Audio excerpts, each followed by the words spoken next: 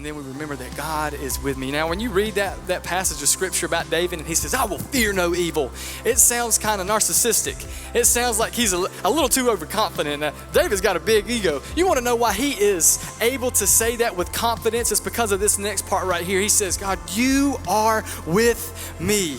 You see, you're not only promised God's power in the valleys, but you are promised God's presence in the valleys once you commit your life to Christ. Once you commit your life to Jesus Christ, you make God your shepherd. You never have to go through a valley alone again.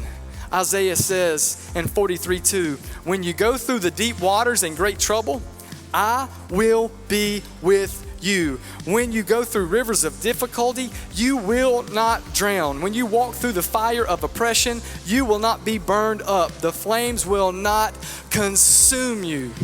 Now that don't mean you might not be a little bit flame-kissed, you know what I'm saying? But it says that the fires will not consume you. The waters will not overwhelm you when you rely on God's power. God's not in some distant galaxy just kind of rooting you on. I hope you make it. Luke, I hope you make it. No, God says, I'm in the valley with you if you'll let me.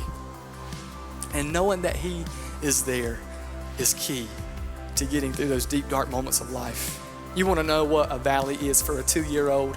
I have a 2-year-old girl. She just turned 2 this past month. You want to know what a valley is for a 2-year-old? Let's just get into the mind of a 2-year-old for just a second.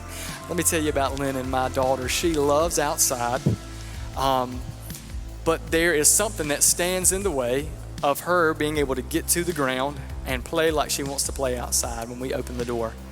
It's a set of steps.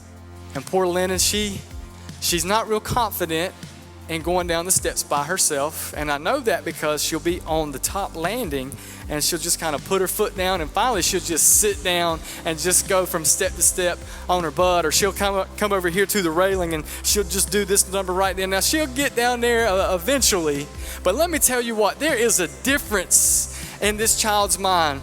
When I'm standing there at the bottom of the steps and I have my hands out just like this and she puts her hands in mine, oh my goodness, she gets this level of confidence. Man, you ain't never seen anybody take steps this big. She even skips some steps. I mean, she's just like this right here. Yeah, Daddy, I know you're with me. I'm confident in the fact I can get down these steps, and it's because her hands are in my hands. She knows that I'm there to protect her, and that's what God is trying to tell somebody here today. You're in the valley right now, but if you would just put your hands in mine, I am telling you, I would help you walk through it, but you gotta let me in.